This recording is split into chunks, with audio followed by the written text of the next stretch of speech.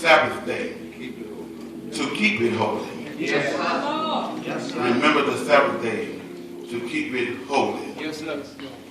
As a young boy, one of the first scriptures I learned that was longer than Jesus wept was remember the Sabbath day. And we were taught, and keep it holy. Yes, sir. But in the Bible it says, remember the Sabbath day to keep it holy. My Lord. Although I had no real understanding of what it meant, I knew it must have meant something that was mighty important. Yes, sir. My parents gave us a long litany of things that we could not do on Sunday. Yes, they did. If we did any of those things, it carried with it some great consequences. Oh, Jesus. It could start off with a piss element. It could end up with a leather strap. On Sunday, we could not play ball. All right. Couldn't shoot marbles. Could not wrestle with one another. Okay. We could not play secular music. Okay. We could not do any kind of manual labor or work. All right, yes, sir. We could not go hunting or fishing Right. because this was the Sabbath day. All right. Washing clothes and cars was out of the question, and don't even think about turning an iron on on Sunday morning. Don't you think you finna do some dancing? I don't care how long you stay in church, you better not turn on those spinners and some folk tops.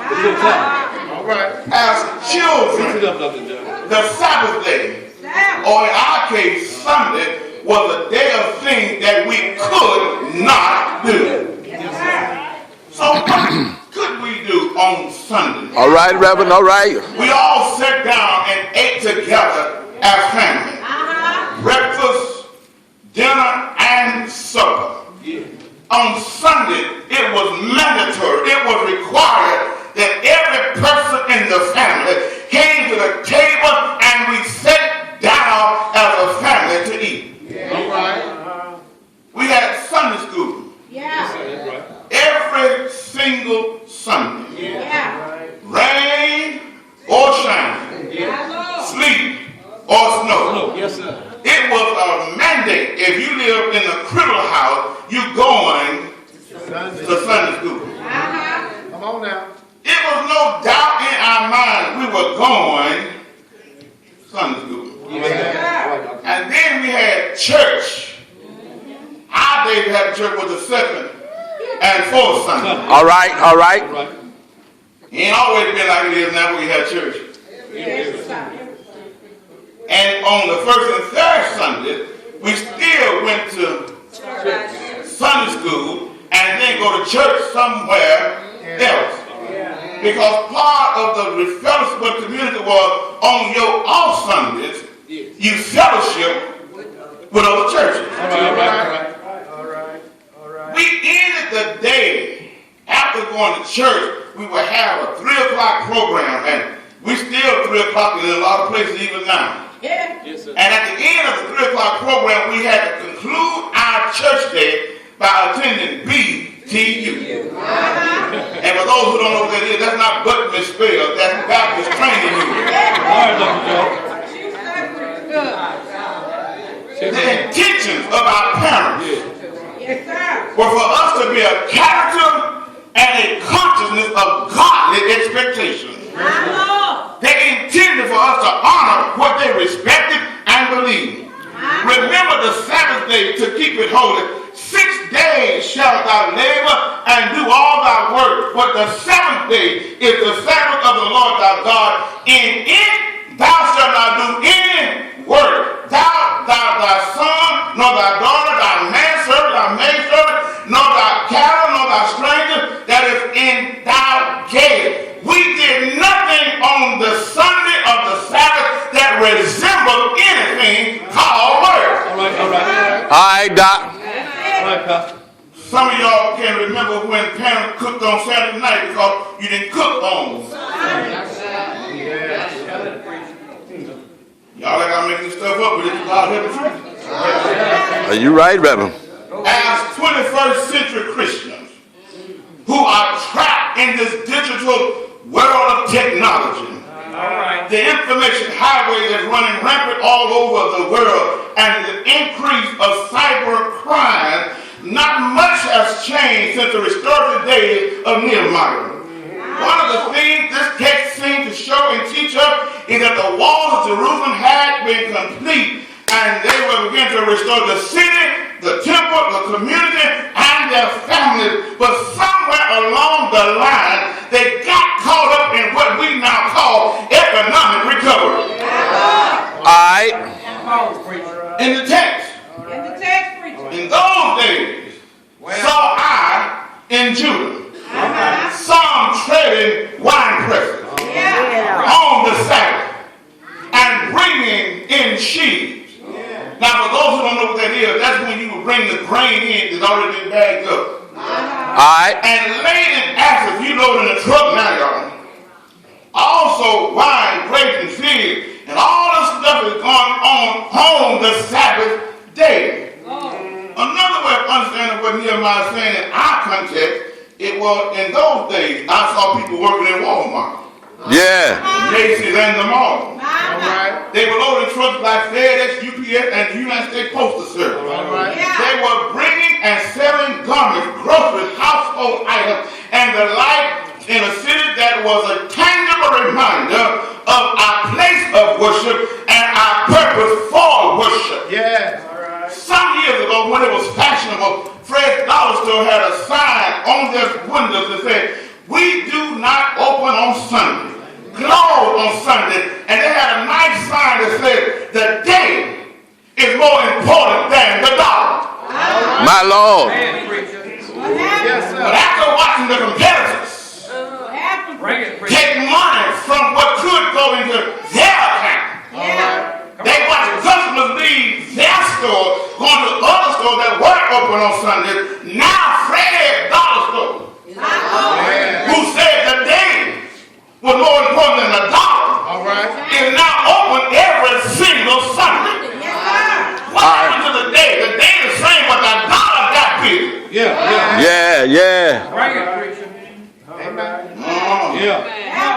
Now Chick-fil-A. Come on. Seems to be the long range that's closed on Sunday. If you don't get your number 2 on Saturday night, you gotta wait till Monday. Yes, sir, Reverend. Yes, sir. Chick-fil-A is closed. Some of y'all know from first-hand experience, don't you? If Sunday is our Sabbath, if it's our day of worship, then how do we deal with this idea? Remember the Sabbath day to keep it holy. The Sabbath day is a day of rest from all of the things that demand so much from us. Yeah.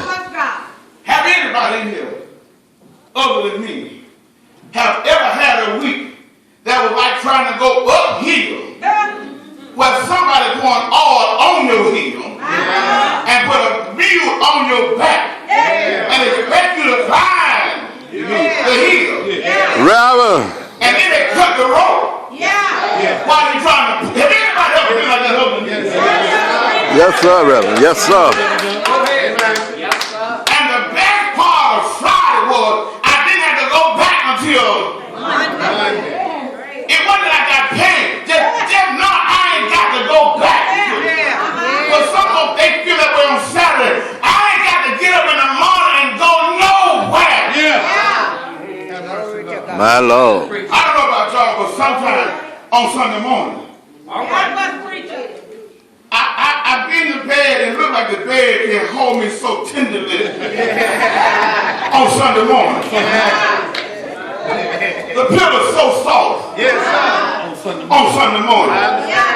The covers are cool and comfortable on Sunday morning. And you ain't just sleep, you resting and got pleasant dreams going on in your head on Sunday morning. And now you land and say, Lord, do I need to get up? I don't know, y'all don't have it wrong, but I've had to face some Sunday morning like that when it was easier to stay in the bed than to get up and go to church. Yes, sir, Reverend. Yes, sir. Yes, I'm sir. not talking about when I was a boy. I'm talking about since I've been a pastor. All right, Dr. Joe. Sunday morning, rest does not discriminate of good, bad, and that's why I tell these preachers, sometimes I'm going to bedside Baptist. Well, Reverend Pillar is the pastor. It's so many members that keep us covered up. Yes, sir. Reverend, Reverend. Man, you remember something. Come on, preacher. There is a God There is a God. who has a spirit All right. that'll speak to your consciousness. Yes, That say that you can get them to go to work. You ought to be able to get up and go to church. Come on now. And those who have a real relationship with the Lord. When you miss church, something about your week just don't go right. Yes, sir, Reverend.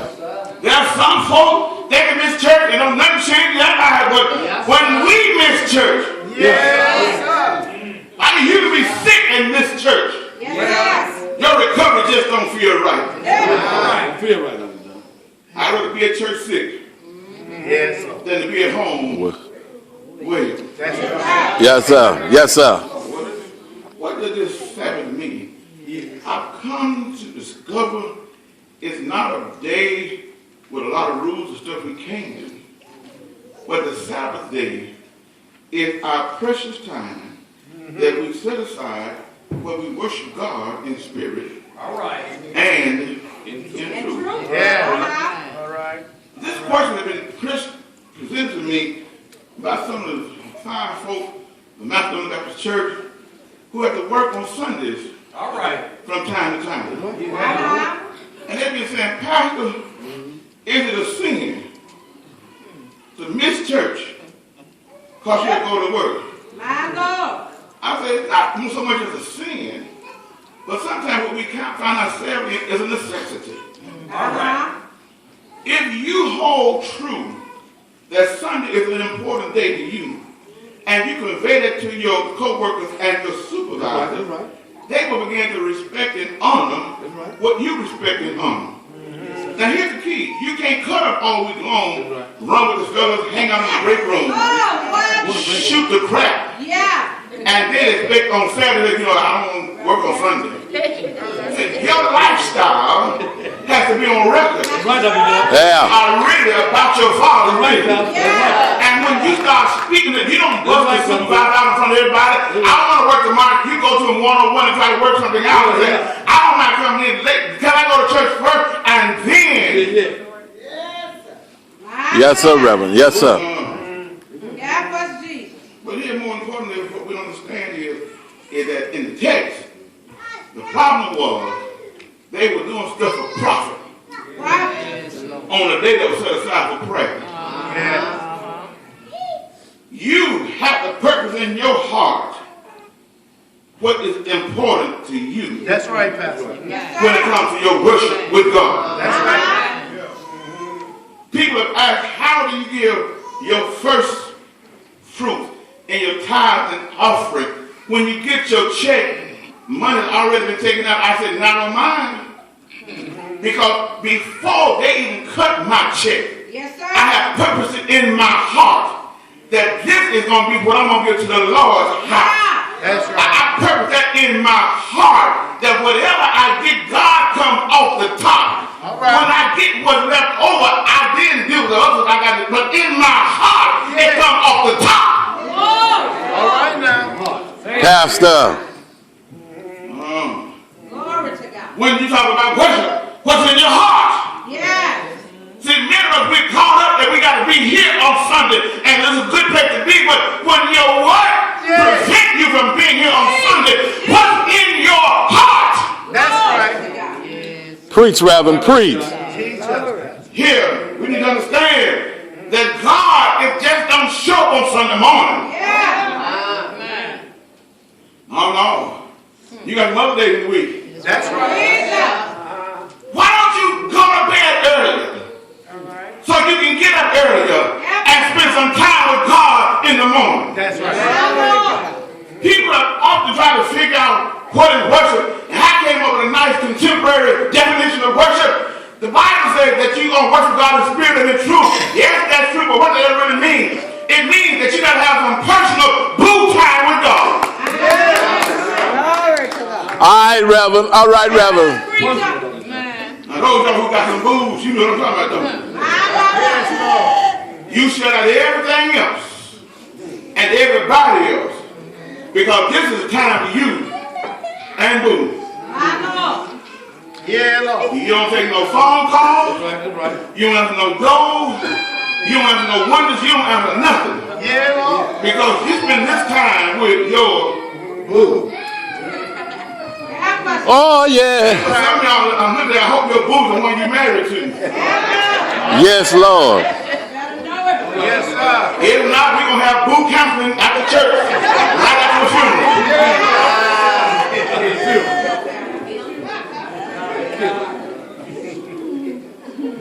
What church becomes, it becomes an integrated fellowship of those who've been spending boo time with God. That's why when all of God's children get together, what a time we can have. Yeah. When we understand that God is a spirit, and when we worship him, we must worship him in spirit and in truth. That means I can do it on Monday, That's right. Reverend. Tuesday, Yes, sir. or any other day. I don't have to wait till Sunday morning to worship God.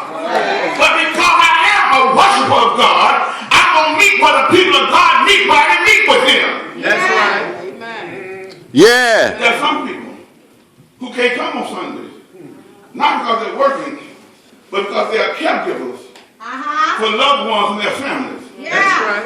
What do you do about that? That's just this question. What do you do? Because when the person you care for is asleep, that's a good time for you to have some boo time with the Lord. Yes, sir. Yes, sir. See, we got to figure out how to make sure that our worship time does not go lacking because we have the man placed upon us. That's right, Pastor. Y'all talk about work on Sunday. I have to work every Sunday. Every Sunday. All All right. right, Reverend. I don't get paid time and a half. I don't get paid double time. I don't get holiday pay. All right. Matter of fact, some of y'all come back 3 months later still want to see the pastor in the pulpit preaching. I have to work every Sunday. Yeah. Yes, sir. I'm gonna get my time off. When I come to church, like some of y'all do at 9:15. My Lord.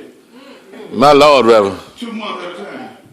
Have mercy, Ain't Lord. nothing wrong with this subject full of hell, so I don't want to go. Have much preacher. Have mercy, Lord. Have peace. Reverend. Verse 15 shows them dealing with economic recovery. Yes. And verse 16, they have expanded their enterprise.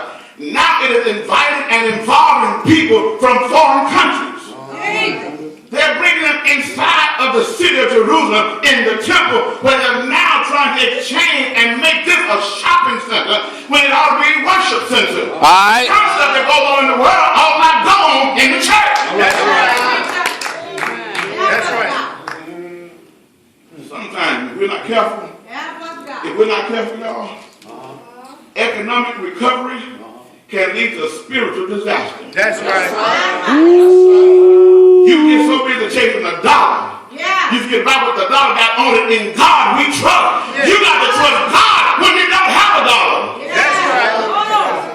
Glory, glory. For those who still struggle with this idea about tithing, tithing is not about giving God money. Tithing is about your love for God. That's right.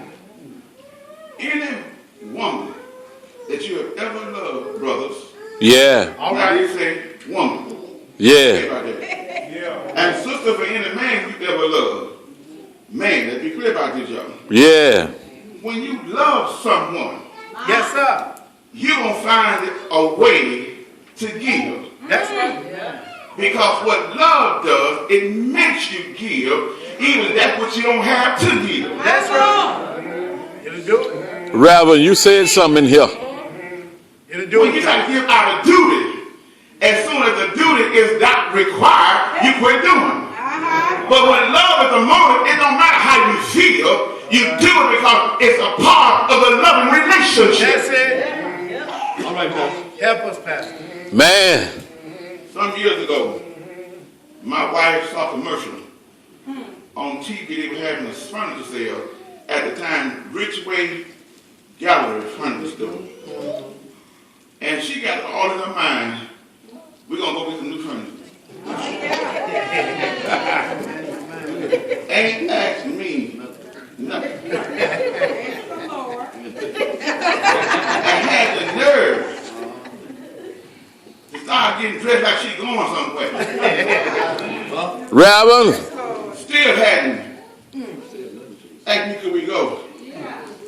She said, we going to get some furniture. I said, no, we not. Because see, I ain't like y'all. I ain't like Matthew back there. See, Matthew's scared of Gail. I ain't scared of my wife. I told her, no, we ain't going. But when I put my clothes on, I'm still telling her, Reverend. and as we're driving up Highway 78, I'm telling her, we don't need no furniture. Right. We ain't got all the sleep out the bed we got. Reverend.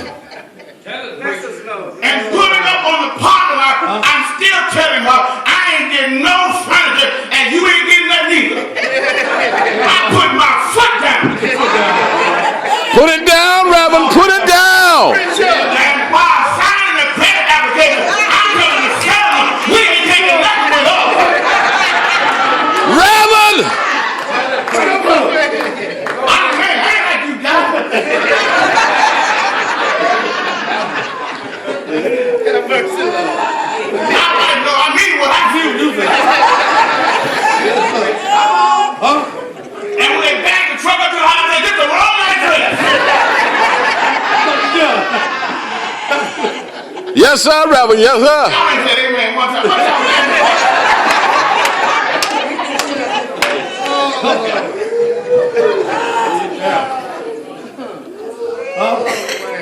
Love. Love. Yes, it will. Yes, it will. Love. Will have you doing stuff Yes, sir.